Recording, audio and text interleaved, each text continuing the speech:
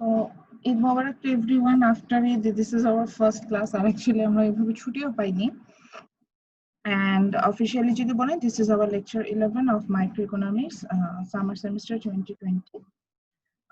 And today we are going to learn about the supply side of market.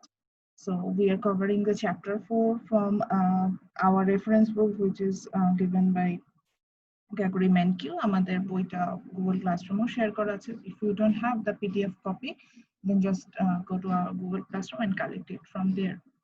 So already we covered the part that is market types of market, then the demand side. So today we will start a simple, a very easiest part, which is supply. So supply বিষয় যেটা ছিল যে in demand আমরা দেখেছিলাম যে আমাদের দুটো criteria fulfil করে আসতে হয়েছিল. Number 1 is willingness to pay and ability to buy. So in supply the same thing will happen again. In supply, when you have the willingness to sell as a producer, obviously. So when you have the willingness to sell, and the second one is you have the ability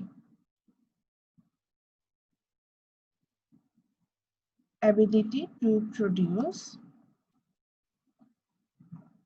then it's called actually supply.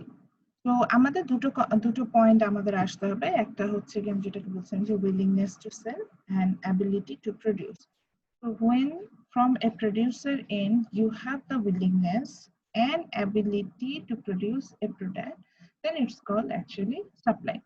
For example, আমি আমার last ক্লাসে যখন আমরা class করছিলাম আমি এই কথাটা বারবার বলেছি যে in my class I am the supplier. Okay?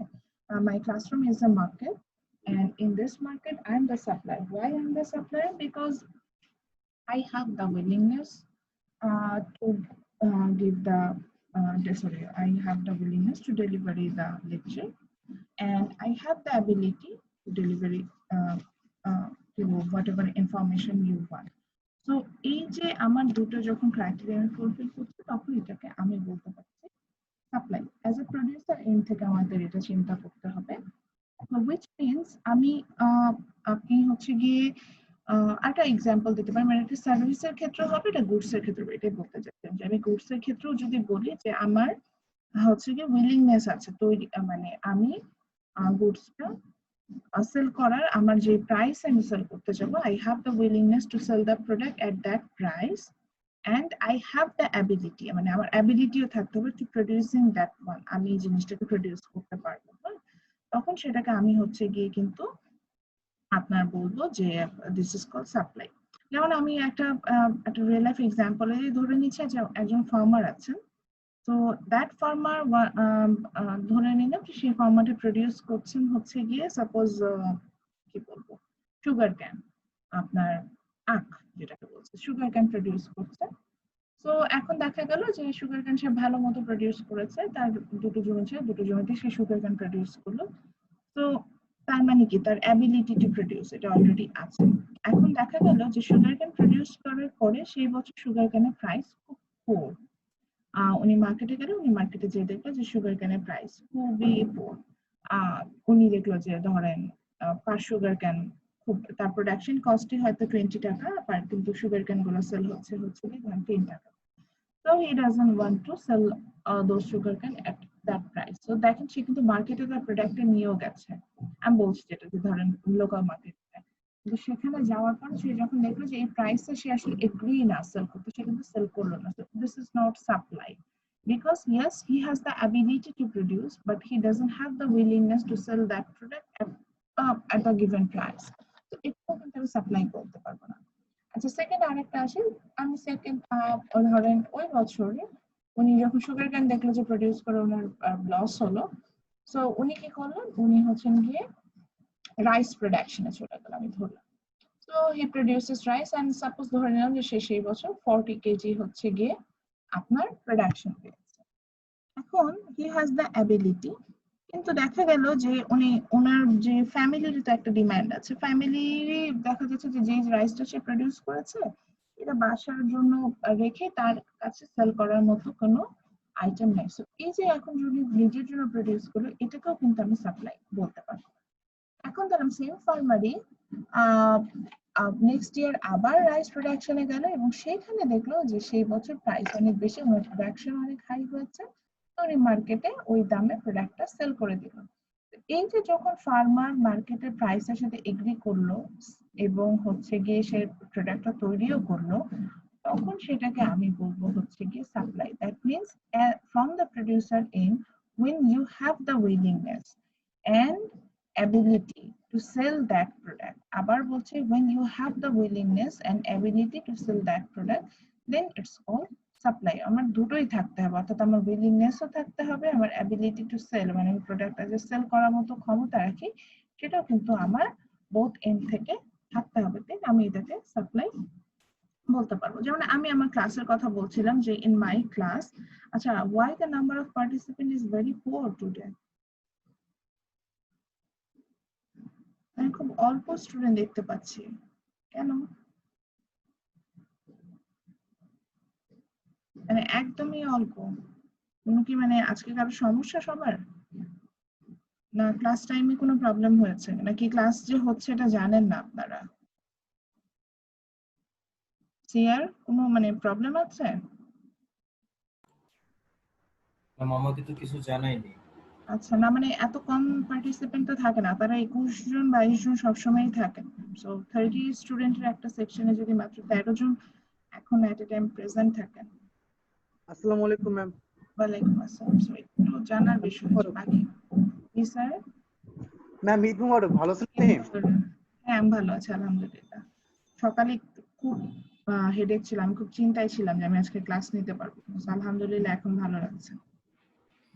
আচ্ছা, সো যেটাতে ছিলাম তাহলে আমার ক্লাসটা নিয়ে যখন বলছেন যে আমার ক্লাসটা হচ্ছে গিয়ে আমি আমার ক্লাসে I am the supplier, so I am what I am doing here, this is called actually supply. তো এইটাকে যদি আমি আরো যদি প্রপারলি আনতে চাই, যেমন আজকে সকালে আমার একটা ক্লাস ছিল, ওটা নিয়ে আমি বলছিলাম যে সকালে ক্লাসটা আমি প্রপারলি নিতে পারিনি, দেখেন আমি তখন কিন্তু কথাটা বলছিলাম। তো সকালের ক্লাসে আমার যেটা হলো, দেখেন আমি বলছিলাম যে অ্যাজ এ সাপ্লায়ার আমাকে যখন মানে আমি সাপ্লাইটা তখনই হবে when I have the willingness and ability to sell the product। আমার বোথ সাইডটা যখন হচ্ছে গিয়ে আমার মেক শিওর করবে, তখন কিন্তু আমি সেটাকে সাপ্লাই বলতে পারবো। তো আমি যেমন বলছেন যে আমার আজকে ক্লাস মানে আমি যখন ক্লাসটা নেওয়ার ইচ্ছাও প্রকাশ করব এবং হচ্ছে সাপ্লাই দেখেন আমরা দেখতে পাচ্ছি এবং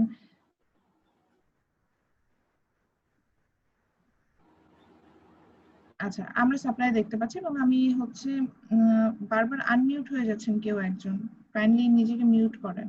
আচ্ছা, সো এখানে কিন্তু একই কথা বলছে যে willingness to sell and ability to sell, দুইটাই যখন আমার থাকবে বা অ্যাবিলিটি টু প্রোডিউস একই কথা বলা যায়, তো দেন আমি এটাকে আসলে সাপ্লাই বলতে পারি। যেমন আজকে আমি দুইটা ক্লাসে আপনাদের বলতে বলতে আমি কম্পেয়ার করলাম দুইটা ক্লাস।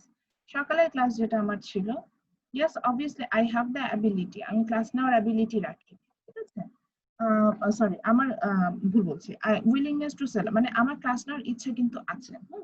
কিন্তু আজকে সকালে যে ক্লাসটা আমার ছিল, ক্লাসটা আমি প্রপারলি নিতে পারিনি, যে বললাম প্রপারলি নিতে পারি মানে প্রপারলি সাপ্লাইটা আসলে দিইনি, বিকজ আমার সকালে আমার এত হেডেক ছিল যে আমি দেখলাম যে আমি ফিজিক্যাল যে ফিটনেস দরকার একটা ক্লাস নেওয়ার জন্য, যেটুকু ব্রেইন ওয়ার্ক আমাকে করতে হবে, আমি সেটুকু ব্রেইন ওয়ার্ক করার মতো স্টেবল নাই, তা আমি কিন্তু ক্লাসটা নিতে পারিনি এইভাবে প্রপারলি। তো দেখেন সকালে ওটাকে কিন্তু আমি বলবো না supply, because yes I had the willingness but I doesn't have the ability to produce.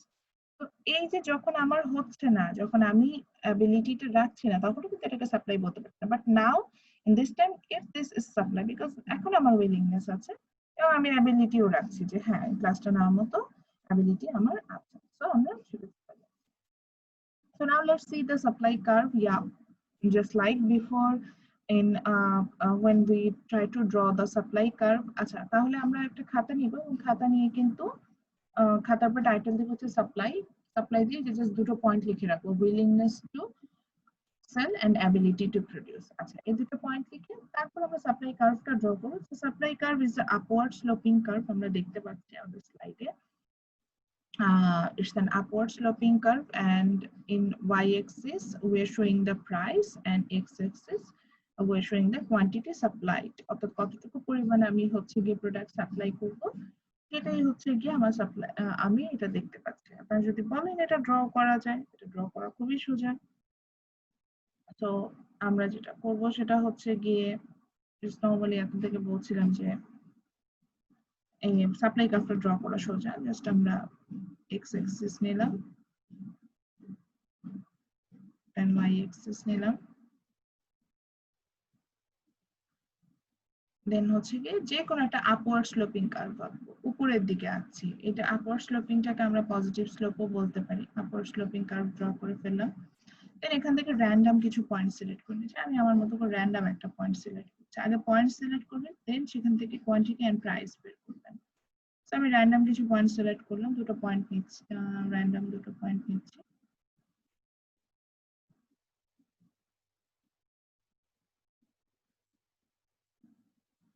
Random দুটো পয়েন্ট নিলাম। তো এখন আমার এখানে কি হলো যে আমি যদি ইয়াতে যাই, সো আমি ধরে নিলাম যে ফার্স্ট পয়েন্ট ইজ, আমি ধরলাম like a, second point is, এটা নাম দিলাম বি, এন্ড কোয়ান্টিটি যদি দেখতে চাই, আমি ফার্স্ট পয়েন্টে ধরেন আমি এখানে কোয়ান্টিটি দেখি, মানে নিউমেরিক্যাল ভ্যালুটা দেখাচ্ছি। সো এই পয়েন্টে আমি ধরলাম যে suppose the quantity supplied was 10 unit, and at B point আমি ধরলাম quantity supply is 20 units. Same thing আমি এই পয়েন্টে ধরলাম প্রাইস হচ্ছে লাইক $10 ধরলাম, ধরলাম হচ্ছে $10, and B পয়েন্টে আমি প্রাইসটা নিলাম হচ্ছে গিয়ে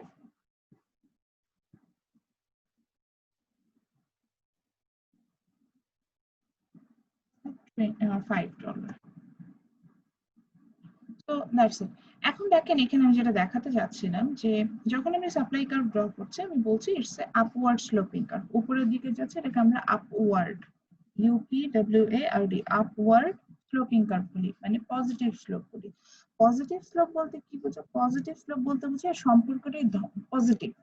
মানে যেমন আমরা ডিমান্ড কার্ভে দেখেছিলাম নেগেটিভ স্লোপ, নেগেটিভ স্লোপ হলে আমরা কি দেখতে পাচ্ছিলাম যে রিলেশনশিপটা নেগেটিভ হচ্ছিল, যে একজনের সাথে আরেকজনের অ্যাক্টিভিটিস এর কোনো মিল নেই, এরকম একটা বিষয় চলে আসছিল। তো যখন একটা পজিটিভ স্লোপ হবে, এটার মানে হচ্ছে দুজনের অ্যাক্টিভিটিস এর মধ্যে আপনি একটা সিমিলারিটিস খুঁজে পাবেন। যেমন এটা হচ্ছে positive slope curve, which means আমার প্রাইস এবং কোয়ান্টিটি সাপ্লাইয়ের মধ্যে আমরা পজিটিভ অ্যাক্টিভিটিস খুঁজে পাবো। So what happening here, when the price is up, that means when the price is high, your supply also high, and when the price is low, your supply also low. আমি কিন্তু এটা random point থেকে নিয়েছি। So দেখতে পাচ্ছি যে আমার $5 যখন প্রাইস, আমি 10 ইউনিট সাপ্লাই দিচ্ছি, বাট যখন আমার প্রাইসটা ডাবল হয়ে গেল, $10 হয়ে গেল, 20 ইউনিটস কিন্তু সাপ্লাই দিচ্ছি। অর্থাৎ আমার সাপ্লাইও ডাবল হচ্ছে, আমার কিন্তু প্রাইসও ডাবল হলো, সাপ্লাই কিন্তু ডাবল হলো। এখন আপনি বললেন ম্যাডাম এটা কেন হবে? প্রাইস বাড়লে আমার সাপ্লাই কেন আমি বাড়াচ্ছি? ডিমান্ডে তো উল্টো হয়, প্রাইস বাড়লে আমরা কম ডিমান্ড করি, কিন্তু সাপ্লাই এন্ডে কেন প্রাইস বাড়লে আমি বেশি সাপ্লাই দিচ্ছি? এটা নরমালি চিন্তা করেন তো, এখন আমরা সাপ্লায়ারদের মতো চিন্তা করছি। তো প্রাইস যদি বাড়ে, আমি ধরে নিচ্ছি আমার প্রাইস বাড়ছে, হ্যাঁ, তাহলে এখন ধরেন আমি কিছু এক্সাম্পল, ধরেন এই যে অনিয়ন প্রোডাকশন দিয়ে বলি, যখন আমাদের দেশে পেঁয়াজের দাম বেড়ে গিয়েছিল, দেখবেন যে বাজারে কিন্তু পেঁয়াজের অভাব ছিল না। বাংলাদেশে যখন পেঁয়াজের দাম ওই যে 270 টাকা, 300 টাকা এরকম, এটাও ক্রস করে গেল, এরকম অনেক দাম হয়ে গিয়েছিল। আপনি যদি মার্কেটে যেতেন, মজার ব্যাপার দেখতে পেতেন, মার্কেটে কিন্তু পেঁয়াজ আছে। আপনি যে কোনো দোকানে যান, আপনি দেখবেন যে হ্যাঁ, অ্যাজ এ কাস্টমার আপনি হয়তো যে প্রাইসে কিনতে চাচ্ছেন সেটা কিনতে পারছেন না, because price is too high. But আপনি মার্কেটে যান, আপনি কিন্তু দেখবেন যে ওখানে প্রচুর পেঁয়াজ আছে। এটা কারণটা কি ছিল? কারণ দেখেন, ধরো ওরা পেঁয়াজ যে দামে কিনেছে, দাম এখন তার ডাবল হয়ে গেছে। তো আমি পেঁয়াজ কিনেছি 10 টাকা কেজিতে, এখন যদি ওইটা 20 টাকা কেজিতে বিক্রি করি, তার মানে কি আমার ডাবল লাভ? এখন যদি দাম বেড়ে 50 টাকা হয়ে যায়, তাহলে তো আমার 4 গুণ প্রফিট হবে। তাহলে কি আমি চাবো না যে আমার 4 গুণ প্রফিটটা আমি বেশি বেশি করে করি? সো এটা হচ্ছে একটা অ্যাজ এ কমন সেন্স, যে rational people think at the margin like that, যে অ্যাজ এ রেশনাল প্রডিউসার আমরা এটাই চিন্তা করব যে যখন একটা প্রোডাক্টের দাম কমবে, বাড়বে, we love to supply more because it makes more revenue for us, more profit for us. But when the price will low, we will supply less, because আমাদের যেটা হবে যে আমার এখন হচ্ছে গিয়ে আমি তখন ওরকম প্রফিট মেক করতে পারবো না। যেমন আরেকটা রিয়েল লাইফ এক্সাম্পল আমার ক্লাস নিয়ে বলতে পারি। এখন ধরেন আমাকে যদি নর্মালি বলে যে আমাদের আরেকটা এক্সট্রা ক্লাস নিতে, আরেকটা কোর্স নিতে, আমাকে বলে ইউনিভার্সিটি, দেন বললো যে ঠিক আছে লালা তুমি একটা এক্সট্রা ক্লাস নাও but you will not get any kind of financial benefits for that. Obviously আমার নিতে ইচ্ছা করবে না, এটা একটা একদম স্বাভাবিক কথা। প্রথমেই মনে হয় যে 5টা কোর্স নিচ্ছি, এরপরে আমাকে যদি এটাও নিতে বলেছে ফর মি, আমি নিতে চাবো না। কিন্তু আপনি যদি হচ্ছেন গিয়ে একই সময় যদি আমাকে ইউনিভার্সিটি থেকে অফার করে যে না ঠিক আছে লাইলা নাও, তোমাকে এটার জন্য তুমি কিছু ফাইন্যান্সিয়াল বেনিফিটস পাবা, তখন কিন্তু আমি মানে তখন দেখবেন যে অবভিয়াসলি এখানে একটা পজিটিভ ইয়া কাজ করবে, মানে এটা একটা এক্সপিরিয়েন্স আছে আমার। তখন আমার এরকম হয়েছিল যে আমি আমি ওটা দেখলাম যে আমি চিন্তা করলাম যে কি ব্যাপার আমার এরকম মানে আমি 2 ধরনের বিহেভিয়ার কেন করছি। তো আমি তখন দেখলাম যে এটা হচ্ছে খুব স্বাভাবিক, যেহেতু আমি এর মধ্যে কোনো প্রকার কোনো বেনিফিটস পাচ্ছি না, আমাকে তো কাজটা করতে ইচ্ছা করছে না। কিন্তু যখন সেখান থেকে আমি কোনো বেনিফিটস পাবো আমি কিন্তু কাজটা অবভিয়াসলি করতে যাবো। এটাই হচ্ছে অ্যাজ আ রেশনাল পিপল আমরা এই কাজগুলো সবসময় করে থাকি। যেমন দেখেন আমরা অনেকেই টিউশনই করাই, আপনি দেখবেন যে সেই টিউশনিটা করাইতে আপনার ভালো লাগে, যেটাতে আপনি ঠিক টাইমে স্যালারি পান। দেখবেন যে ওই ওই ওই টিউশনিটা আপনি ঠিক সময়েও যাবেন, ঠিকঠাক মতো পড়াবেনও, এবং দেখা যাবে যে ওই স্টুডেন্ট যদি বেশি বেশি বলে আপনি একটু বেশি পড়াবেন। কিন্তু যেই টিউশনিটা দেখবেন যে আপনাকে স্যালারি নিয়ে ঝামেলা করে, এবং আপনি ওটা কিন্তু বেশি ওটা ওটা দেখবেন যে ছেড়েও দিতে যাবেন, বা ওটা নিয়ে কিন্তু আপনার পড়াতে আপনার ভালো লাগবে, বিকজ ওই যে ওখানে যে যে ঝামেলাগুলো করছে। সো মানে ওখানে আপনি সাপ্লাইটা দিচ্ছেন ঠিকই, কিন্তু প্রাইসটা ঠিক মতো পাচ্ছেন। তো আপনি যখন কি কম সাপ্লাই দিতেছেন, সো অ্যাজ এ প্রোডিউসার আমাদের এটাই হচ্ছে কমন বিষয় যে আমরা when the price is low we supply less, but when the price is high we supply more. Okay, so এখান থেকে তাহলে আমরা কি করতে পারবো, তাহলে ল তে চলে আসতে পারবো। Yes, from this we can find out the law of supply which is একই রকম। তাহলে এরপরে টাইটেলটা আমরা দিব হচ্ছে ল অফ সাপ্লাই। সেটা কি আসবে যে if other things remaining same, আগের মতো কথা যে if other things remaining same when the price when the price is high we our supply is high, and when the price is low our supply also low, যেটা আমাদের supply curve দিয়েও কিন্তু আমরা দেখতে পাচ্ছি প্রাইস হাই তো supply high, price লো তো supply লো। তাহলে আবার বলছি ল অফ সাপ্লাইটা কি, কোনো মেমোরাইজেশনের কোনো বিষয়ই নেই। যে দেখেন কোশ্চেন করেছিলেন আমাকে কয়েকজন পার্সোনালি মেসেঞ্জার যে ম্যাডাম কোশ্চেনটা যে বলেছেন যে নিজে থেকে লিখবো কিভাবে, আমি বলেছি যে মেমোরাইজেশন দরকার নেই, আপনি জাস্ট বুঝে লিখতে পারবেন। তো বুঝে লেখার বিষয়টা এটা যে এখানে দেখেন আমি কি নিজে মেমোরাইজ করেছি না, আমি যে সাপ্লাই কার্ভটা দেখে বলছি যে হ্যাঁ এখানে কিছু ফ্যাক্টরস থাকবে যাদেরকে আমি কনস্ট্যান্ট ধরে নিতে হবে। এই জন্য আমি বলেছি if other things remaining same, এটা বইয়ে লেখা আছে না, এই লাইনটা আমি মুখস্থ করলাম। বাট বাকি তো সবই সেম, যে যে বাকি জিনিসগুলো কি কনস্ট্যান্ট হয় না, আমার প্রাইস বাড়লে আমার সাপ্লাই বাড়ে, প্রাইস কমলে আমার সাপ্লাই কমে যায়। Okay, is it clear to all? আজকে কেউ কথা বলছেন না, এই জন্য আমি নিজে কনফিউজড হয়ে যাচ্ছি। সবাই কি বুঝতে পারছেন? জি ম্যাম। আচ্ছা ঠিক আছে, ওকে দেন আমরা কাটাকাটি করছি যে এখনো ব্যথাটাও যায় না, এজন্য একটু কষ্ট লাগতেছে। কি করে ও আচ্ছা সরি।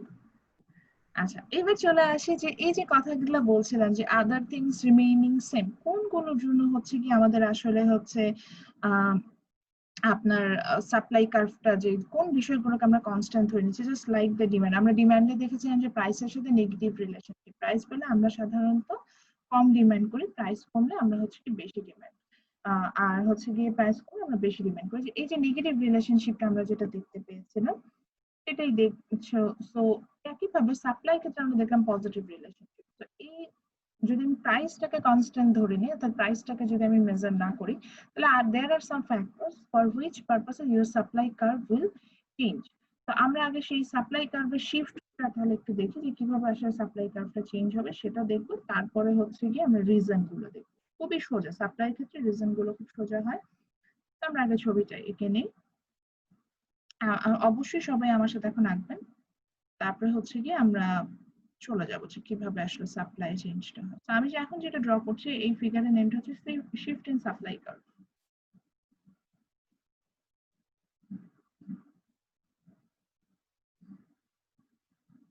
সো আমি জাস্ট যেটা করছি যে দুটো এক্সেস নিলাম, দেন প্যারালালে আমি 3টা সাপ্লাই কার্ভ ড্র করব।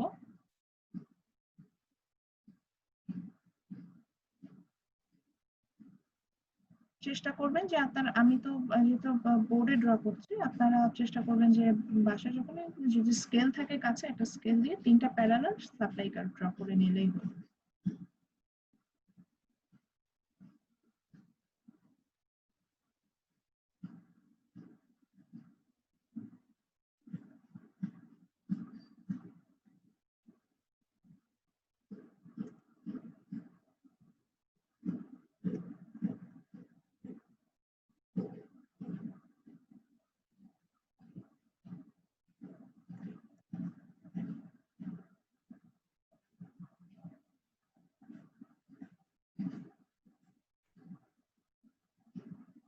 তো আমি 3টা সাপ্লাই কার্ভ ড্র করেছি, এতে নাম দিয়েছি, ধরুন প্রথমটা S1, then next one is S2 ধরলাম, and the third one is S3. 3টা সাপ্লাই কার্ভ এঁকেছি। আমি একটু বোঝার চেষ্টা করি যে এখানে ঘটনাটা কি হচ্ছে, তারপর আমরা আসলে আমাদের শিফটিং এ চলে যাব।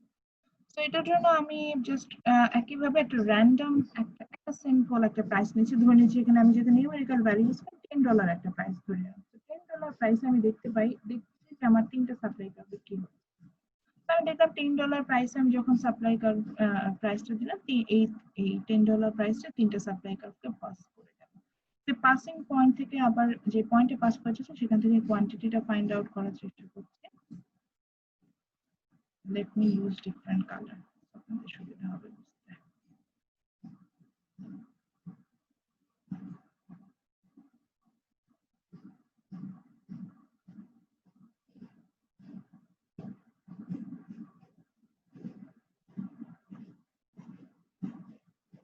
আচ্ছা, আমি একটু ডিফারেন্ট কালার ইউজ করছি যাতে আপনারা বুঝতে পারেন। আমি এই এখন যে গ্রিন কালার এটা দিয়ে, এটা হচ্ছে দিয়ে প্রাইস দেখানোর চেষ্টা করছি।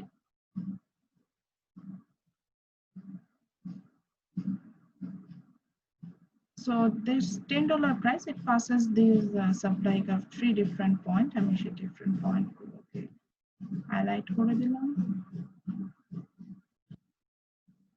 এবার আসেন যে প্রাইসটা দেখি যে আসলে কি কি হলো। সো আমি যেটা বলেছিলাম, as I mentioned earlier, যে at $10 price আমি দেখলাম যে আমার 3টা সাপ্লাই কার্ভে 3টা পয়েন্টে পাস করে যাচ্ছে। আমি পয়েন্টগুলোর আবার আগের মতনই নাম দিয়ে রাখি, ধরেন এটা হচ্ছে A পয়েন্ট, পরেরটাকে হয়তো B পয়েন্ট হিসেবে নিলাম, and the last oneটাকে আমি নিলাম হচ্ছে কি C পয়েন্ট। 3টা পয়েন্টকে নিলাম, and আমি ধরে নিচ্ছি, এটা জাস্ট ধরে নেওয়ার মতো বিষয়, নিউমেরিক্যাল একটা ভ্যালু নিচ্ছে। প্রথম কোয়ান্টিটিটাকে ধরলাম 10, যেহেতু সমান চেঞ্জ হয়েছে আমি পরেরটাকে ধরলাম 20, then the third one is 30. Okay, Touhid hand raise করেছেন। জি স্যার বলেন। ম্যাম এখন আমার কাছে যদি ম্যাম সাপ্লাই মানে একদম কম থাকে ম্যাম, তখন ম্যাম কিভাবে প্রাইসটা মানে মানে ওই সময় তো তাহলে ম্যাম। আপনি কিভাবে সাপ্লাই বেশি দিবেন, এই তো? হ্যাঁ হ্যাঁ আমরা ম্যাম। কিছু এই যে স্যার এখন কিছু ফ্যাক্টরস নিয়ে কথা বলতাম, দেখবেন যে ফ্যাক্টরস এর কারণে আপনার সাপ্লাই প্রাইসের সাথে ডিপেন্ড না করে ওই কারণগুলোর কারণে আপনার যে ডিমান্ডের মধ্যে সাপ্লাইটা চেঞ্জ হবে। সো এই রিজন গুলো আসবে। আপনি যেটা বলছেন এটা একটা রিজন, র ম্যাটেরিয়ালস থাকে না, বুঝতে পারছেন? হ্যাঁ মানে প্রোডাক্টটাই তৈরি করতে পারছেন, তখন আসলে কি করবেন? এটা খুব সিম্পল কথা, র ম্যাটেরিয়ালস নাই মানে আপনি প্রোডাক্ট তৈরি করতে পারছেন না, মানে প্রাইস অনেক হাই হলে আপনি সাপ্লাই কম দিবেন। আবার র ম্যাটেরিয়ালস বেশি, তখন আপনার কস্টিং কম আসতেছে, প্রাইস কম হলে অনেক সময় আমরা দেখা যায় সাপ্লাই বেশি, বুঝতে জি পারছেন? ম্যাম। এখন ম্যাম কম্পিউটার পার্টস এর দাম খুবই বেড়ে গেছে, কজ ওরা বলতেছে সাপ্লাই কম সাপ্লাই নাকি মানে এই সেই। কম্পিউটার পার্টস আসতে পারছে না, ইম্পোর্ট হচ্ছে, তো হ্যাঁ হাই প্রাইসও দেখা যাচ্ছে ওরা বেশি সাপ্লাই দিতে পারছে না। Yes, that's happening.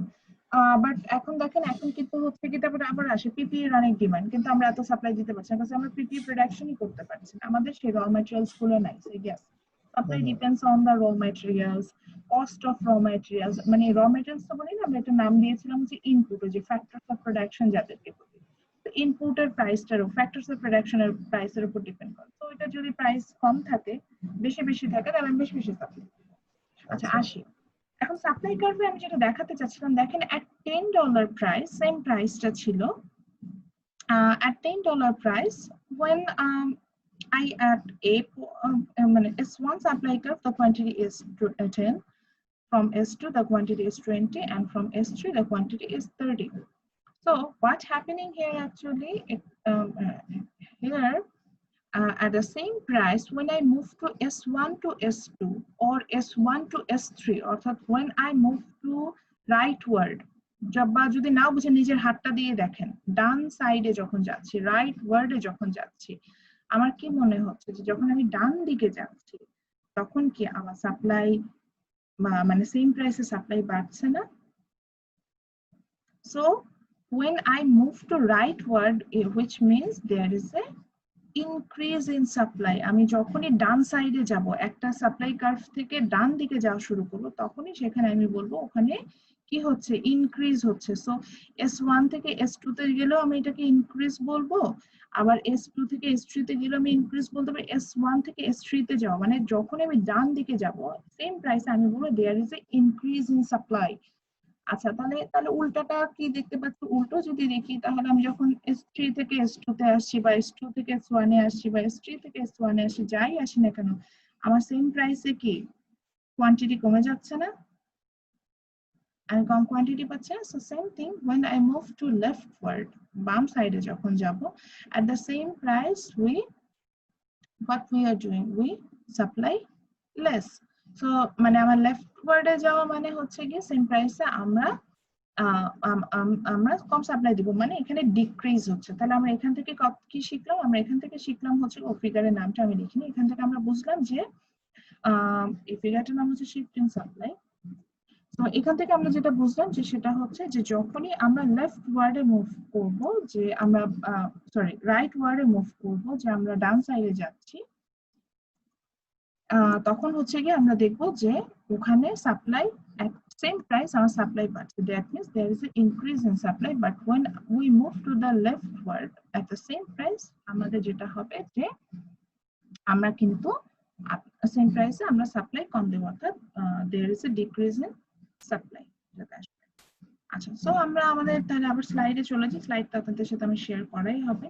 তো একই জিনিস আমি স্লাইডেও দেখিয়েছি। দেখা যাচ্ছে যে আমরা যখন তিনটা কার্ভ নিচ্ছি, এখানে আমি আমার মতো করে নিয়েছি। আপনাদের যদি মনে হয় যে এখানে আইসক্রিমের রিঅ্যাকশন নিয়ে বলেছে, আপনি আইসক্রিম নিয়ে বলবেন না, তো অন্য কিছু নিয়ে বলবেন, ইউ ক্যান ডু দ্যাট। তো এখানে আমরা যেটা দেখছিলাম যে যখন আমরা রাইট সাইডে মুভ করছি, এটাকে আমরা বলছি ইনক্রিজ ইন সাপ্লাই। যখন লেফট সাইডে মুভ করছি তখন আমি বলছি ডিক্রিজ ইন সাপ্লাই। এন্ড এখানে এখন দেখবো যে এখন এই যে কথাগুলো বলছি কেন ইনক্রিজ করছে ডিক্রিজ করছে, রিজন গুলো। So I hope you already draw the figure. So now let's find out the reason. Reason গুলো এখানে দেই নেই, সরি, আচ্ছা সমস্যা নেই। তো লেখেন ফ্যাক্টরস গুলো লেখেন, বা রিজন লিখে পয়েন্ট গুলো লেখেন।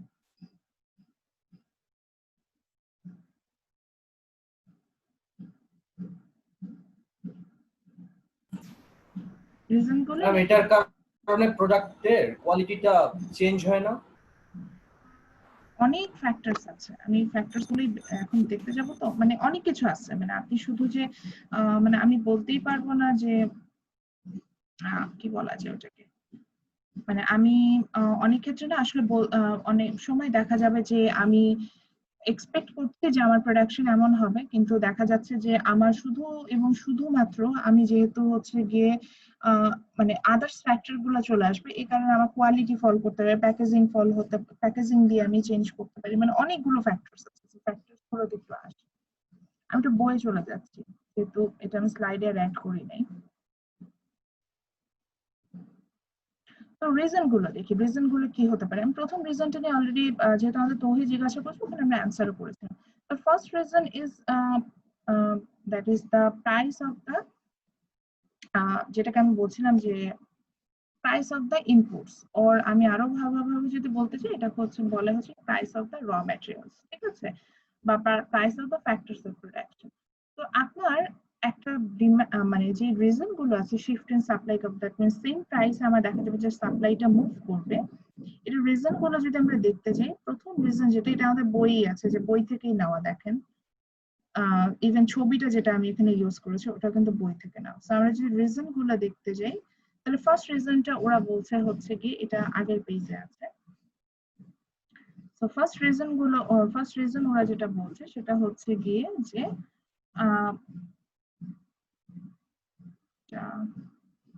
দেখাতেই পারছি, আচ্ছা যাক, ফার্স্ট রিজনটা লেখেন হচ্ছে গিয়ে প্রাইস অফ ইনপুটস, এটুকু লিখলেই হবে। ফার্স্ট রিজন ওরা যেটা দেখাচ্ছে যে সেটা হচ্ছে প্রাইস অফ ইনপুটস। এখানে প্রাইস অফ ইনপুটস বলতে বোঝাচ্ছে হচ্ছে গিয়ে ফ্যাক্টরস অফ প্রোডাকশন অর র ম্যাটেরিয়ালস। তো সিম্পলি চিন্তা করেন তো, ধরেন যখন আপনার র ম্যাটেরিয়ালস এর দাম কম, যেমন ধরেন কাকে এক্সাম্পল, তৌহিদকে দিয়ে এক্সাম্পল দিই, ধরলাম তৌহিদ কম্পিউটারের বিজনেস করে, কম্পিউটার পার্টস এর বিজনেস করে, কম্পিউটার সাপ্লাই। এখন যদি কম্পিউটার পার্টস এর দাম কমে, তার মানে কি তাহলে তার কম্পিউটার তৈরি প্রোডাকশন কস্ট কমে যাবে, মানে তৈরি করতেই কম খরচ লাগবে, তাহলে কি উনি বেশি বেশি সাপ্লাই দিতে যাবে না, যে প্রাইস কম হোক বেশি হোক। উনি দেখলো যে একটা কম্পিউটার তৈরি করতে সাপোজ ওনার খরচ হচ্ছে মাত্র 5,000 টাকা, তাহলে যদি দাম 10,000 টাকা হয় উনি কিন্তু সাপ্লাই দিতে রাজি হবে, 50,000 টাকা হলেও সাপ্লাই দিবে, 1 টাকা হলেও সাপ্লাই দিবে, ওনার প্রোডাকশন কস্ট, সো উনি ওনার হাই প্রাইস ক্লেম করার দরকার নেই। তো এরকমই যখন র ম্যাটেরিয়ালস গুলোর দাম কম হয় বা ইনপুট প্রাইস যখন কম হয়, আমরা কিন্তু সাপ্লাই বেশি দিতে পছন্দ করি। আরেকটা এক্সাম্পল দিই, যেমন আমাদের দেশে রেডিমেড গার্মেন্টস এর ক্ষেত্রে আমরা কি করি, আমরা বেশি বেশি সাপ্লাই দিচ্ছি না, কারণটা কি, আমার এখানে র ম্যাটেরিয়ালস চিপ, র ম্যাটেরিয়ালস হিসেবে এখানে লেবার চিপ। তো দেখেন আমার যখন র ম্যাটেরিয়ালস চিপ হচ্ছে, আমি কিন্তু লো প্রাইসে প্রোডাক্টটা সাপ্লাই দিতে পারছি, লো প্রাইসে প্রোডাক্ট সাপ্লাই দিতে রাজি হচ্ছি। তো এইটাকে আমি বলছি হচ্ছে কি ইনপুট প্রাইস, মানে আমার কম প্রাইসে অনেক সময় আমি কিন্তু প্রোডাক্ট সাপ্লাই দেই, যখনই আমি দেখবো যে আমার দাম কম, আমি মানে র ম্যাটেরিয়ালস এর দাম কম, তখন দেখা যাবে যে প্রোডাক্টের প্রাইস অনেক হাই না হলেও, অনেক বেশি দামি না হলেও আমি কিন্তু প্রোডাক্টটা সেল মানে সাপ্লাই দিতে যাব। সো তখন আমার সাপ্লাই কার্ভটা কি হবে, অবভিয়াসলি লেফট ওয়ার্ডে শিফট করবে, যেটা আমরা যে এখানে দেখতে পাচ্ছি যে আমার সরি রাইট ওয়ার্ডে শিফট করবে, মানে সাপ্লাই কার্ভটা কিন্তু সাপ্লাইটা কিন্তু আমার এখানে বাড়বে, সাপ্লাইটা কিন্তু আমার এখানে লেফট থেকে লেফট টু রাইটে চলে যাবে, এই জিনিসটা এখানে কিন্তু হবে। একইভাবে যদি আপনি বলেন ম্যাডাম উল্টো যদি হয়, যেমন ইউএসএ যদি আরএনজি সেক্টর আপনি চিন্তা করেন, ওখানে তো ওরা হচ্ছে কি কম রেডিমেড গার্মেন্টস সাপ্লাই করে, কেন, সেম কারণে যে ওরা সেম প্রাইসে এত বেশি প্রোডাক্ট সাপ্লাই দিতে চাচ্ছে না, কারণ ওদের ইনপুট প্রাইস অনেক হাই, ওদের লেবার অনেক কস্টলি, সো এই প্রাইসে ওরা সাপ্লাই দেওয়া ওদের পক্ষে পসিবল না। তো লেবার কস্টলি হওয়ার কারণে ওরা দেখা যাচ্ছে যে সেম প্রাইসে ওরা কিন্তু সাপ্লাই কমাই দিচ্ছে, তো ওদের কিন্তু সাপ্লাই কার্ভটা ডিক্রিজ করছে। ওকে, তাহলে এটা আপনি শর্টকাটে হয়তো লিখে রাখতে পারেন আপনার মনে রাখার সুবিধার্থে, যে ইনপুট প্রাইস হাই, তো তখন আপনি কি হবে, প্রোডাকশন কস্ট আপনার হাই হয়ে যাবে, তো আপনি সাপ্লাই কম দেবেন, সাপ্লাই লেস, এভাবে লিখে রাখতে পারেন। আবার আরেকটা ক্ষেত্রে লিখতে পারেন যে যখন হচ্ছে গিয়ে ইনপুট প্রাইস হচ্ছে গিয়ে আপনার কম হবে, তখন আপনার হচ্ছে সাপ্লাই আপনার প্রোডাকশন কস্ট লো হবে, আপনার সাপ্লাইটা হাই হবে। এবার আসি টেকনোলজি। টেকনোলজি বলতে আসলে এখানে পজিটিভ টেকনোলজির কথা বলছে, আমি কি ধরনের টেকনোলজি ইউজ করছি সেটা। তো এমন যদি কোনো টেকনোলজি আসে যেটার কারণে হচ্ছে কি আপনার কস্টিং কমে গেল, যে প্রোডাক্ট তৈরির কস্টিং কমে গেল, তখন আপনি বেশি কিছু, ওই যে একই কথা, আপনার production cost low, so you will supply more. যেমন ধরেন আমি এটা বলতে পারি যে মাঝখানে একটা মেশিন আসছিল, ধান কাটার মেশিন, যেটা দিয়ে খুব সহজে হচ্ছে গিয়ে ধান কাটা না, ধান মাড়াইয়ের একটা যন্ত্র, সেটা দিয়ে খুব সহজে খুব দ্রুত ধান হচ্ছে গিয়ে আপনার প্রসেস করা যেত, ওই ধানটা থেকে চালটা প্রসেস করা যেত, ওইটা কিন্তু খুব ওই সময় কিন্তু আমাদের চালের সাপ্লাই খুব বেড়ে গিয়েছিল, কারণ এটা কি, কারণ ধান খুব ইজি টাইমে, কারণ আমাদের যে আমরা যে ওল্ড যে সিস্টেম জানি সেটা তো অনেক সময় লাগে ধানটাকে প্রসেস করতে। কিন্তু সেম কৃষিতে আরেকটা টেকনোলজির কথা বলি, কৃষিতে ওই যে ধান কাটার যে যন্ত্রটা আছে, এটা কিন্তু এখনো পপুলার হয়নি, বিকজ কি এটা একটা নেগেটিভ টেকনোলজি, ধান কাটার যন্ত্রটার দাম অনেক বেশি, কাটার সময় অনেক ওয়েস্টেজ হয়। সো দেখা যায় কি এই টেকনোলজি কারণে তার থেকে আমরা যদি ওল্ড সিস্টেমে কাটতে চাই, এটাই বরঞ্চ আমাদের জন্য বেটার, ওইটা কিন্তু অতটা পপুলার না। সো টেকনোলজিটা এমন হতে হবে যে পজিটিভ টেকনোলজি, মানে সেই টেকনোলজি দিয়ে আপনার প্রোডাকশন কস্ট কমে যাচ্ছে, যদি এরকম প্রোডাকশন কস্ট কমে তখন কিন্তু আপনি ওই টেকনোলজির কারণে আপনার সাপ্লাই বেড়ে যাবে, কিন্তু যদি এমন টেকনোলজি আসে যেটা কারণে আপনার প্রোডাকশন কস্ট বেড়ে যাচ্ছে, সেটার কারণে কিন্তু আপনার সাপ্লাই আবার ফল করবে। আচ্ছা, দেন দ্য থার্ড পয়েন্ট, তাহলে প্রথম পয়েন্টে লিখবো হচ্ছে গিয়ে ইনপুট প্রাইস, সেকেন্ড পয়েন্টটা হচ্ছে টেকনোলজি, থার্ড পয়েন্ট হচ্ছে expectation, same thing, expectation for the future price, ডিমান্ডের মতো। আচ্ছা, expectation for the future price, এই যে এখন এই যে একটা এক্সাম্পল দিই, ম্যাঙ্গো প্রোডিউসাররা বাজারে যায় দেখেন এখন প্রচুর আমে আম, কারণটা কি, কারণ সরি মাই মিস্টেক, বাজারে যে এখন দেখেন যে এখন কিন্তু আম তেমন একটা বাজারে নাই, দেখুন অল্প অল্প আম দেখতে, কারণ কি এখন আমের সিজন শেষ, এখন আমের দাম বেশি এবং দোকানদাররা জানে আর এক সপ্তাহ পর আসলে আমের কোনো মানে চালানি আসবে না, মানে আমরা আমই পাবো না বাজারে। ওরা কি করতেছে, যেটুকু আম আছে এটুকু স্টক করে রাখছে, কারণ ওরা জানে যে এখন যদি দাম হয় 50 টাকা, নেক্সট উইকে যে এটা দাম হয়ে যাবে 150 টাকা, তাহলে নেক্সট উইকে সেল করাটা ভালো না? তো এটা অ্যাজ এ সাপ্লায়ার যখনই আমরা দেখবো যে expected future price is high, আমরা কিন্তু বেশি বেশি সাপ্লাই আমরা তখন প্রেজেন্টে at present we will supply less. But আমি যদি এরকম খুঁজে পাই যে না আমার ফিউচারে এক্সপেক্টেড প্রাইস কমে যাবে, তখন কিন্তু প্রেজেন্টে আমি বেশি বেশি সাপ্লাই দিব। যেমন হচ্ছে গিয়ে আমি সিজনের শুরুতে বলতে পারি, সিজনের শুরুতে দেখবেন যে প্রচুর আম সেলার যারা তারা কিন্তু প্রচুর আম সেল করতে চায়, কারণ ওরা জানে যে যখন সিজন আর কিছুদিন পর শুরু হবে তখন কিন্তু প্রচুর আম বাজারে চলে যাবে, তখন দাম এমনি কমবে, তার আগে তাহলে একটু বেশি দামে সেল করে নিই। তখন দেখবেন যে আমের কেজি কিনতে গেলে দোকানদাররা অনেক ভালো আম, মিষ্টি আম, হ্যান আম ফেলেন, আপনার জন্য ভাই 10 টাকা কম। কারণটা কি? কারণ ও জানে যে ওই সময় হচ্ছে গিয়ে এর কিছুদিন পরে এক্সপেক্টেড ফিউচার প্রাইসটা ফল করবে, এর কারণে কিন্তু আপনার ও তখন সাপ্লাই কমাই দিতে যাবে। আর একটা এক্সাম্পল দিই, এখন বাংলাদেশে বন্যা হচ্ছে না, আমাদের এটা খুব এক্সপেকটেশন যে এরপরে কিন্তু কি হবে, এরপরে চালের দাম বাড়বে, সবজির দাম বাড়বে। আপনি এখন একটু বাজারে যান, দেখবেন যে বাজারে কিন্তু চালের সাপ্লাই কম দিতে যাবে, সবজির সাপ্লাই কম দিতে যাবে, ও জানে আর এক সপ্তাহের মধ্যে দাম অনেক বাড়বে। তো ওর যেহেতু জানে যে expected future price will be high, তো সে এখন সাপ্লাইটা কম দিতে চাচ্ছে। যখন দেখবে যে এক্সপেক্টেড ফিউচার প্রাইস কম হবে, তখন কিন্তু প্রেজেন্টে সে সাপ্লাই বেশি দেবে। ইয়েস সাই বলেন, ইউ রেজ ইওর হ্যান্ড।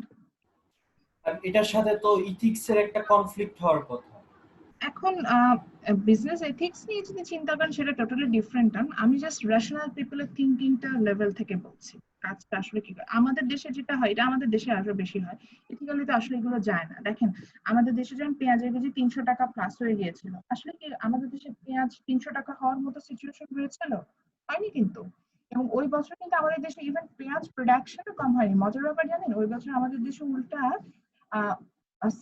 মানে ওটাকে কি বলা যায়, সাবসিডি ছিল, অতিরিক্ত পেঁয়াজ তৈরি হয়েছিল, কিন্তু আমরা কৃত্রিম ভাবে সেখানে একটা শর্টেজ দেখিয়েছিলাম, এবং সেটার কারণে হচ্ছে গিয়ে সেখানে হাই প্রাইস তারা ক্লেম করে নিল। তো এটা এটা হওয়ার রিজনটা হচ্ছে যে আমি এখন লাস্ট পয়েন্টটাতে যাব, number of seller in the market. এই যে এটাতে আপনি যখন ওরা মানে প্রাইস বাড়ায় দিল, এটা তো আসলে উচিত না, কিন্তু আমাদের এই যে আমাদের ইথিক্যাল লেভেলে অনেক সমস্যা আছে, এই কারণে আমাদের এটা করতে হয়েছে, কারণ এটা করেছে।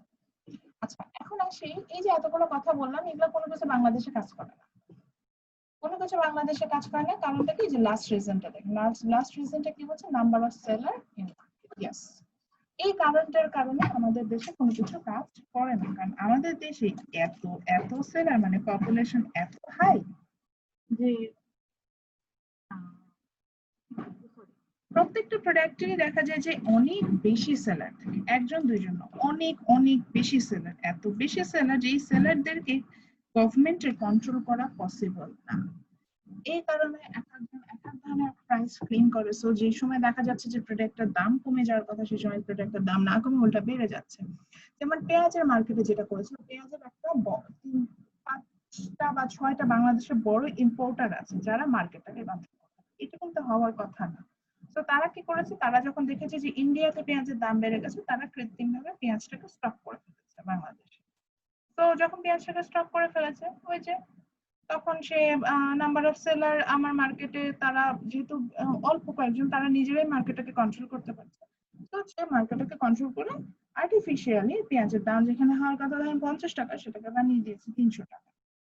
এই জিনিসগুলো হয় নর্মালি, সাধারণত দেখা যায় যে if the number of seller in market is low, অল্প কিছু যদি সেলার থাকে, they have the influence over the supply side of market, সেটা ইচ্ছা মতো ইনফ্লুয়েন্স হতে পারে। কিন্তু যখন অনেক বেশি হয়ে এটা সে করতে পারে না। সেম জিনিসটা দেখেন, এখন চাইলেও কিন্তু আমি চালের মার্কেটে এটা করতে পারবো না, কারণ বাংলাদেশে চালের মার্কেট বিশাল, এই মার্কেটটা কন্ট্রোল করার মতো ক্ষমতা নেই। কিন্তু আসেন ইয়াতে চলে যাই, ইলেকট্রিসিটি মার্কেট বা ইন্টারনেট মার্কেট, মানে টেলিকমিউনিকেশন মার্কেট, দেখেন এখানে কিন্তু সাপ্লায়াররাই ডিসাইড করছে যে প্রাইসটা কি হবে, বিকজ সাপ্লায়ার এখানে ওই যে ওরা অল্প কয়েকজন সাপ্লায়ার আছে। সো মেইনলি যেটা হয় যে নাম্বার অফ সাপ্লায়ার যদি মার্কেটে পোর থাকে, তাহলে সাপ্লাইটাও কম হয় এবং they can influence over the price. And when the number of supplier is high in market, অনেক বেশি সাপ্লায়ার থাকে, তখন তারা মার্কেট প্রাইসটাকে ইনফ্লুয়েন্সও করতে পারে না, কিন্তু মার্কেটের সাপ্লাইটা সেম প্রাইসে মার্কেটের সাপ্লাইটা অনেক বেশি হয়। Yes, এক্সপেকটেশন হাই থাকলে হুম। সাপ্লাই কি কমবে? আচ্ছা, এক্সপেকটেশন হাই, এক্সপেকটেশনটা না দিয়ে এক্সপেকটেশনের সাথে আমি সবসময় দুইটা কথা বলি, এক্সপেকটেশন ফর দ্য ফিউচার, মানে expectation for the future price. তো আপনি যদি দেখেন যে ফিউচারে আপনার প্রোডাক্টের দাম বাড়বে, এক সপ্তাহের মধ্যে আপনার প্রোডাক্টের দাম বাড়বে, তাহলে চিন্তা করেন তো রেশনাল পিপলের মতো আপনি এক সপ্তাহ পরে সেল করা আপনার জন্য ভালো না? বেশি প্রফিট করবেন আপনি? ইয়েস ম্যাম, তাহলে তো আমি তাহলে আপনি যখন মার্কেটে প্রেজেন্টে, হ্যাঁ তখন প্রেজেন্টে মানে আজকে তখন আপনি মার্কেটে কম সাপ্লাই দিবেন, বুঝছেন? ফিউচারে বাড়াবো, প্রেজেন্টে কমাবো। মানে ফিউচারে বাড়াবো না, মানে হ্যাঁ ফিউচারে সাপ্লাই বাড়াবে না, হ্যাঁ ওই কথা ঠিক আছে, কিন্তু আপনি জানেন ফিউচারে প্রাইস বাড়বে, তো প্রেজেন্ট আপনি সাপ্লাই কম দিবেন। উল্টা চিন্তা করেন, আপনি জানেন এক সপ্তাহ পর আপনার প্রোডাক্টের দাম কমে যাবে, তাহলে আপনি কি করবেন? আপনি তাহলে এখনই প্রেজেন্টে আমি সাপ্লাইটা বাড়াবো আর ফিউচারে কমাবো Future অ্যাকর্ডিং কমাই টু দিবেন। দ্য ফার্স্ট রুল যেটা আমরা পড়লাম হ্যাঁ। আর কি। প্রাইস যখন হাই হবে আমাদের সাপ্লাইটা ইনক্রিজ হবে। হ্যাঁ সাপ্লাইটা ইনক্রিজ হবে, সেভাবে আমি করবো, খুবই সিম্পল। যেমন ওদের ওটা শুনে আমার মনে হলো, কম্পিউটারের কথা যখন বললো আমার কাছে মনে হলো যে এখন যারা কম্পিউটার সাপ্লায়ার আছে বা কম্পিউটার পার্টস সেল করে, তারা কিন্তু এখন বেশি বেশি সাপ্লাই দেওয়ার কথা চিন্তা করে, কারণ আলহামদুলিল্লাহ যখন করোনা সিচুয়েশনটা ভালো হবে, ইনশাআল্লাহ যখন সিচুয়েশন ভালো হবে, আমাদের কি হবে, আমরা কিন্তু আসলে মানে ইলেকট্রনিক্স ইকুইপমেন্ট এমন যে একবার কিনলে অনেকদিন আমরা সেটাকে লং টার্মের জন্য ইউজ করব, তখন কিন্তু আমাদের ইলেকট্রনিক্স ইকুইপমেন্ট এত দরকার হবে না, তখন তো কম্পিউটারের ডিমান্ডটা কি হবে, তারা কল করবে না। এখনই কি, এবং এখন কিন্তু আমাদের কেনারও ইচ্ছা আছে, তাহলে এখন প্রাইসটাও হাই আছে, তাহলে আমাদের কি উচিত, আমাদের একটু বেশি বেশি করে সাপ্লাই এখনই ইয়ে করার, কারণ আমরা বুঝতেই পারছি যে এই ধরেন 2-3 মাস পরে করোনার এফেক্ট চলে গেলে কম্পিউটারের ডিমান্ড এত থাকবে না, মোবাইলের ডিমান্ড এত থাকবে, সো এই জন্য কিন্তু সাপ্লাইটা আমি এখনই বেশি দেওয়ার চেষ্টা করবো। ইভেন এটার আরেকটা রিয়েল লাইফ এক্সাম্পল, দারাজ বা আদার্স যারা অনলাইন প্ল্যাটফর্ম আছে, অনলাইন ই কমার্স যেগুলো আছে, ওখানে দেখবেন যে কম্পিউটার ইকুইপমেন্টস এর উপরে ওরা বিভিন্ন রকম ডিসকাউন্ট দেখাচ্ছে, খুব নেগোশিয়েট মানে মানে মিনিমাল অ্যামাউন্টের কিন্তু একটা ডিসকাউন্ট দেখাচ্ছে, কিন্তু দেখবেন ওই কেন দেখাচ্ছে, কারণ ওরা জানে যে কিছুদিন পর এত ডিমান্ড থাকবে না, এখন এই ডিসকাউন্টের লোভেও যদি মানুষজন বেশি কিনে, সো এটা ওদের জন্য প্রফিট, এই কারণে কিন্তু ওরা এটা করছে। ওকে, সো তাহলে আমরা বুঝে গেলাম যে ফর দোজ রিজন অ্যাকচুয়ালি আমাদের যে সাপ্লাই কার্ভ আমরা যাকে চিনছি সে কিন্তু চেঞ্জ হবে। তো আমরা চলে যাব আমাদের লাস্ট টপিক। আরেকটা কথা। হ্যাঁ হ্যাঁ অবশ্যই অবশ্যই বলেন স্যার। Hello ma'am. জি জি জি ম্যাম, এই যে সাপ্লায়ার কমের জন্যই হচ্ছে ইউএসএ তে ওরা যে ফিক্সড একটা প্রাইস রাখতে পারে ওদের ফুডের উপর, এটা কি সাপ্লায়ার কমের জন্য? কম বলে, হ্যাঁ কম বলে কিন্তু ওরা মার্কেটটাকে কন্ট্রোল করতে পারছে। ইউএসএ কেন, আপনি ইউরোপের মার্কেট গুলোতেও যান, ওরা কিন্তু সুন্দর মতো কন্ট্রোল করতে পারছে মার্কেট, এই কারণে শুধু number of supply limited, so ওদেরকে মনিটরিংও করা যায়, প্রাইসও ইনফ্লুয়েন্স ফেলা যায় এবং কতটুকু সাপ্লাই সবকিছু করে, কিন্তু বাংলাদেশে করতে পারতেছে না, কারণ বাংলাদেশে তো বুঝতেই পারতেছেন এত দোকান, মোড়ে মোড়ে দোকান ধরেন, মানে কি মোড়ে মোড়ে সাপ্লাই করছে আমি, সো এত মানে ভ্যাস্ট লেভেলে তো আপনি এসে জিনিসটাকে মনিটরিং করতে পারেন, এই প্রবলেমগুলো বাংলাদেশে। বুঝতে পারছি। আচ্ছা, এবার চলে যাই লাস্ট থিং। একটা প্রশ্ন স্টুডেন্টদের মাথায় আসতেই পারে, তাহলে ম্যাডাম মার্কেটে আমরা যে প্রাইসে প্রোডাক্টটা কিনি এটা কিভাবে সম্ভব? এটা আমাদের বই last topic which is equilibrium, এই চ্যাপ্টারে আপনি পাবেন। দেখেন আমি কি করেছি, একটা সাপ্লাই কার্ভ ড্র করেছি, সেম ব্লু কালার দিয়ে একটা সাপ্লাই কার্ভ ড্র করেছি, সেম আর গ্রিন কালার দিয়ে একটা ডিমান্ড কার্ভ ড্র করেছি। আমরা দেখতে পেলাম সাপ্লাই এবং ডিমান্ডটাকে একসাথে যখন আমরা ড্র করলাম, শুধুমাত্র একটা পয়েন্টে যেখানে আমি নিয়ে যাচ্ছি সেই পয়েন্ট আমরা দেখলাম কি দুজন ইকুয়াল না, supply and demand both are equal, এটাকে আসলে আমরা বলছি হচ্ছে ইকুয়াল বলে, এটার নাম হচ্ছে ইকুইলিব্রিয়াম। ইকুইলিব্রিয়ামের বাংলা হচ্ছে সাম্যাবস্থা। সো আপনি যদি মার্কেটটাকে নিজের মতো চলতে দেন, মানে গভর্নমেন্টের কোনো ইন্টারভেনশন থাকবে না, কোনো মানে ওই যে কৃত্রিম ভাবে মজুদ এরকম কোনো বিষয় থাকবে না, যদি না হয়, there is a point where the supply and demand will be equal, তারা একজন আরেকজনের সমান হয়ে যাবে, এই জায়গাটাকে আমরা বলছি হচ্ছে কি ইকুইলিব্রিয়াম। বুঝতে পারছেন? এবং ইকুইলিব্রিয়াম থেকে আমরা নরমালি যে প্রাইসটা পাই, এখানে পি স্টার বলছি, এটাকে আমরা বলবো হচ্ছে গিয়ে মার্কেট প্রাইস, ইকুইলিব্রিয়াম প্রাইসও বলি। এবং এই পয়েন্টটা থেকে আমরা যে কোয়ান্টিটিটা পাই এটাকে আমরা বলি হচ্ছে ইকুইলিব্রিয়াম কোয়ান্টিটি বা মার্কেট কোয়ান্টিটি। অর্থাৎ সাপোজ আমি এখন চাল কিনছি 50 টাকায়, মানে যদি কোনো গভর্নমেন্ট ইন্টারভেনশন বা এই যে কৃত্রিম ভাবে মজুত করা এই বিষয়গুলো না থাকে, আসলে মার্কেটটা পুরোটা অ্যানালাইসিস করে আমাদের যে ডিমান্ড আছে এবং আমাদের যে সাপ্লাই আছে এই দুটোকে ম্যাচ করে আমরা আসলে পেয়েছি যেটা যে এই পি স্টার প্রাইসে আমাদের ডিমান্ড আর সাপ্লাইটা সমান। মানে ওখান থেকে আমরা 50 টাকা হচ্ছে কি ইকুইলিব্রিয়াম প্রাইস, এই প্রাইসে সাপ্লায়ারও সাপ্লাই দিতে রাজি হচ্ছে, যারা হচ্ছে তারা ওই প্রাইসে কিনতে ইন্টারেস্টেড। বুঝতে পারছেন? So that's the end of this. আমরা এরপরে হচ্ছে গিয়ে চ্যাপ্টার 5 করব নেক্সট ক্লাসে। এটা একটু ক্রস করে আমি আপনাদেরকে একটু দেখাতে চাই, সেটা হচ্ছে স্টপ শেয়ারিং। ইকুইলিব্রিয়ামটা নিয়ে আপনারা বই থেকে আরো একটু পড়ে নিতে পারবেন। ইকুইলিব্রিয়ামটা বইয়েই খুব ভালোভাবে হচ্ছে ক্লিয়ারলি দেওয়া আছে, সো ইকুইলিব্রিয়ামের জন্য আমি অত কথা বললাম না। ইকুইলিব্রিয়ামটা কোথায় পাবেন সেটা একটু দেখিয়ে দিই। তো চ্যাপ্টারের শেষের দিকে মানে কোশ্চেন ছিল রেফারেন্সের, হ্যাঁ অবশ্যই প্রশ্ন করতে থাকেন। আমি একটু এই যে দেখাই দিচ্ছি, এই যে ইকুইলিব্রিয়াম আমরা এখান থেকেই পাবো। তো এখানে ইকুইলিব্রিয়াম কি, ইকুইলিব্রিয়াম প্রাইস, কোয়ান্টিটি সবগুলো নিয়ে কিন্তু কথা বলবো। আর এখানে সারপ্লাস এন্ড শর্টেজ নিয়ে দুটো ফর্ম আছে, আচ্ছা এই দুটো একটু ক্লিয়ার করি। তার আগে প্রশ্নটা নিই, বলেন স্যার। গভর্নমেন্ট যখন চালের দাম নির্ধারণ করে দেয় একটা পর্যায়ে, এটা কি ইকুইলিব্রিয়াম স্টেজ থেকে যে আমাদের ডিমান্ড এত থাকতে পারে এন্ড সাপ্লাই এত হইছে, কিংবা এর উপর বেসিস করে কি ওই আপনার হচ্ছে যে চালের মূল্যটা নির্ধারণ করে বা কোনো কিছুর মূল্য নির্ধারণ করে গভর্নমেন্ট? জামিউল বিষয়টা আসলে ওটা না। আচ্ছা বাকিদেরকে একটু বলবো চ্যাট বক্সে আপনার অ্যাটেন্ডেন্সটা দিয়ে দিবেন, আমার আইডিটা দিয়ে দিবেন যারা ক্লাসে জয়েন করেছে।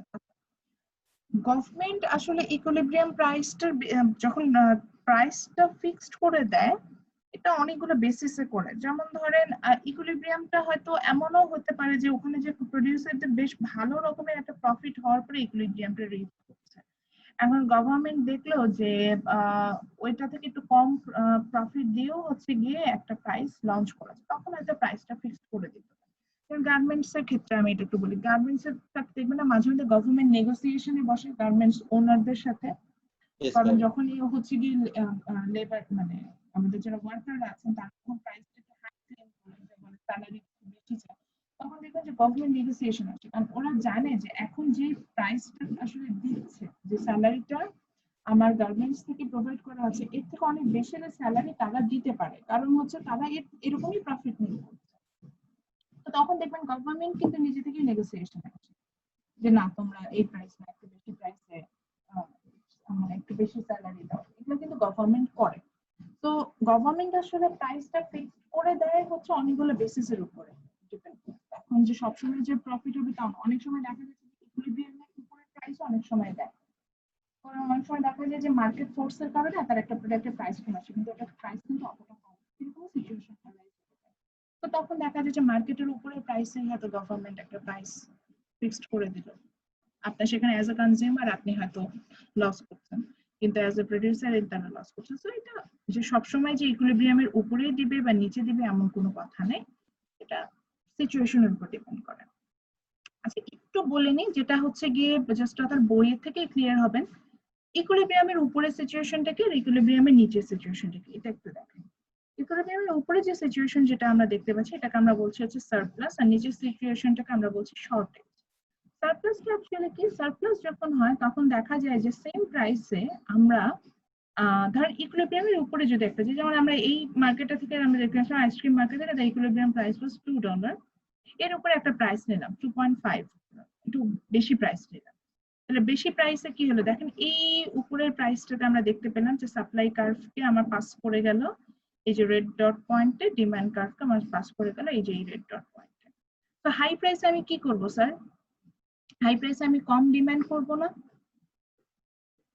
সো দেখেন সেটাই কিন্তু দেখতে পাচ্ছি, এই যে এই প্রাইসটা আমার ডিমান্ড কার্ভকে পাস করে যাচ্ছে, এই যে দেখেন এই যে এই রেড ডটটা পেলাম, এটা কোথা থেকে পেলাম, ডিমান্ড কার্ভ থেকে, এবং দেখতে পেলাম ওখানে quantity demand very poor. But high প্রাইসে আমি কি করব আমি একটু বলে নিই, একটু ক্লিয়ার করে, তাহলে বুঝে যাবেন যে আসলে ইকুইলিব্রিয়ামটা কিভাবে রিচ হয়। কিন্তু হাই প্রাইসে আমরা কি হবে, আমরা অ্যাজ আ সাপ্লায়ার আমরা কি বেশি বেশি সাপ্লাই দিতে যাব না? সো দেখেন এই যে $2.5 প্রাইসে সাপ্লাই কার্ভকে সে পাস করে যে রেড ডট পয়েন্ট, সেখানে কিন্তু কোয়ান্টিটি সাপ্লাই পাচ্ছে 10 ইউনিট। তো কি হচ্ছে, আমি হাই প্রাইসে আসলে বেশি সাপ্লাই দিতে যাচ্ছি, কিন্তু হাই প্রাইসে আমি অ্যাজ এ কাস্টমার আমি ডিমান্ড কম করি।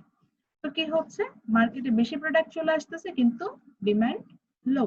তখন কি হয়, এক্সেস সাপ্লাই হয়ে যায়। এক্সেস সাপ্লাই হলে কি হয়, প্রোডাক্ট নষ্ট হয়, কেউ কিনে না। তখন আপনার যারা সাপ্লায়াররা তারা বাধ্য হয় কম প্রাইসে প্রাইসটাও কমাইতে এবং সাপ্লাইও কম দিতে। সো এক্সেস এইভাবে সারপ্লাস যদি থাকে, এইভাবে একইভাবে আপনার হচ্ছে গিয়ে ইকুইলিব্রিয়ামে চলে আসে। এবার আসি যদি ইকুইলিব্রিয়ামের নিচের প্রাইসে যাই, ইকুইলিব্রিয়ামের নিচের প্রাইসে গেলে কি হবে, প্রাইস এখন কম, তাহলে আমি কি করবো, অ্যাজ এ কনজিউমার আমি বেশি বেশি ডিমান্ড করব।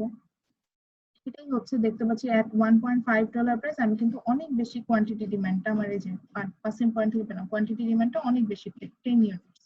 বাট লো প্রাইসে আমি কি করব, আমি সাপ্লাইটা কিন্তু কম দিব। লো প্রাইস লো, আমার সাপ্লাই হলো, আমি কিন্তু সাপ্লাই কমাই দিলাম। তাহলে কি হলো, মার্কেটে আমার ডিমান্ড বেশি কিন্তু সাপ্লাই নাই। তখন যারা প্রোডিউসার থাকবে তারা কি চিন্তা করবে, তাহলে প্রাইস একটু বাড়াই, কিনতে যাবে, এরকম একটা কমন সেন্স আমাদের মধ্যে কাজ করে। তখন কিন্তু দেখা যায় যে আমরা সাপ্লাই বাড়াবো এবং প্রাইসটাও তার সাথে সাথে একটু বাড়াবো। এই ঘটনাগুলো সাধারণত এখানে ঘটে থাকে। তো এই সিচুয়েশনটা আমরা বলছি শর্টেজ। তো শর্টেজ থাকলে আসলে মার্কেটটা ব্যালেন্সিং সিচুয়েশনে থাকে না, বা সারপ্লাস থাকলে ব্যালেন্সিং সিচুয়েশন আসে। সো প্রাইসটাকে আমরা একটু অ্যাডজাস্ট করে আবার কিন্তু ইকুইলিব্রিয়ামে রিচ করি। আচ্ছা হ্যাঁ, এখন একটা প্রশ্ন করতে চাচ্ছিলেন, বলেন। সো যদি পেঁয়াজের মূল্য বাড়ে তাহলে আমাদের যা প্রয়োজন তার থেকে অল্প একটু কম কিনবো, যদি পেঁয়াজের মূল্য কমে যা প্রয়োজন তার থেকে এইভাবেই একটু তো বেশি আপনি স্টক একটু করব। বেশি স্টক করবেন। এইভাবেই তো আমরা, আপনি যে অ্যাক্টিভিটিসটা করছেন এই অ্যাক্টিভিটিসটা আমরা সবাই করছি, এটা আপনি করছেন না। তো এইভাবে পুরো মার্কেটে ব্যালেন্সিং এ চলে আসতে থাকে, মানে ইকুইলিব্রিয়ামে চলে আসতে থাকে। আপনার একটু একটু আপনার স্বাভাবিক থাকলে আমার যতটুকু প্রয়োজন ততটুকুই হ্যাঁ, কিনবো। তখন এইভাবে সবার অ্যাক্টিভিটিস এর মাধ্যমেই তো আস্তে আস্তে demand and supply, total demand total সাপ্লাইটা ডিটারমাইন্ড হয়। তো আপনি পেঁয়াজ, ওই যে যখন পেঁয়াজের দাম কমে গেছে, আমরা অল্প অল্প করে পেঁয়াজ কিনেছি, তো ওই তখন দেখা গেছে যে দামটা কিন্তু আস্তে আস্তে কমে এসে সহনীয় পর্যায়ে চলে আসে। এইভাবেই তো ইকুইলিব্রিয়ামটা তো এইভাবে রিচ হয়। এটা ম্যাম আমাদের সাবকনসিয়াস মাইন্ডের হ্যাঁ, সাথে রিলেটেড। এটা রিলেটেড, এবং সবাই সেম সিচুয়েশন, ওই যে বললাম যে সেম জিনিসটা চিন্তা করেন, কেউ প্রাইস কমলে বেশি বেশি কিনে ফেলে, মানে প্রাইস বেলে বেশি বেশি কিনে ফেলে। সো ওই যে ওইভাবে আমরা চিন্তা করি বলে আমাদের কিন্তু এই রিলেভেন্সিটা আসে। ঠিক আছে, সো তাহলে নেক্সট ক্লাসে আমরা আসলে চ্যাপ্টার 5 এ চলে যাব। আমাদের নেক্সট ক্লাস যেটা আমরা স্টার্ট করবো সেটা হচ্ছে চ্যাপ্টার 5, এটা হচ্ছে এলাস্টিসিটির উপরে। আমরা নেক্সট ক্লাসটা পড়লে এই যে অনেকগুলো প্রশ্ন আসে প্রাইসিং নিয়ে, যে গভর্নমেন্ট কিভাবে প্রাইসিংটা করে, এটাই এলাস্টিসিটি চ্যাপ্টারটা করলে কমপ্লিট করে ফেলে আপনার কাছে এটা একদম ক্লিয়ার হয়ে যাবে যে কিভাবে সাধারণত বিভিন্ন রকম পলিসির মাধ্যমে গভর্নমেন্ট ডিসাইড করে যে what will be the supply, মানে প্রাইস লেভেলটা কিভাবে মেজার করে। ঠিক আছে, বা আমরাও অ্যাজ এ কনজিউমার কিভাবে প্রাইসের সাথে মানে মানে আমাদের অ্যাক্টিভিটিস গুলো, কনজিউমার বিহেভিয়ার যেটাকে বলে, সেটা রিলেটেড। ঠিক আছে, সো নেক্সট ক্লাসে দেখা হবে, ভালো থাকবেন সবাই। আর আমি নেক্সট ক্লাসে হচ্ছে অ্যাসাইনমেন্ট নিয়ে কথা বলবো, যে আপনাদের মিড টার্মে অ্যাসাইনমেন্ট আমি কিভাবে নেব, ঠিক একইভাবে ক্লাস টেস্ট আমরা যেভাবে নিয়েছি একইভাবে অ্যাসাইনমেন্টটা নেব, তবে এটা নিয়ে আমি ডিটেল আলোচনা করবো নেক্সট। ঠিক আছে, সবাই তাহলে ভালো থাকবেন, নেক্সট ক্লাসে দেখা হবে। আর চ্যাট বক্সে তো নিশ্চয়ই সবাই নাম দিয়েছেন, আইডি দিয়েছেন তো? হ্যাঁ দেখতে পাচ্ছি, ঠিক আছে, ওকে, সবাই ভালো থাকবেন তাহলে।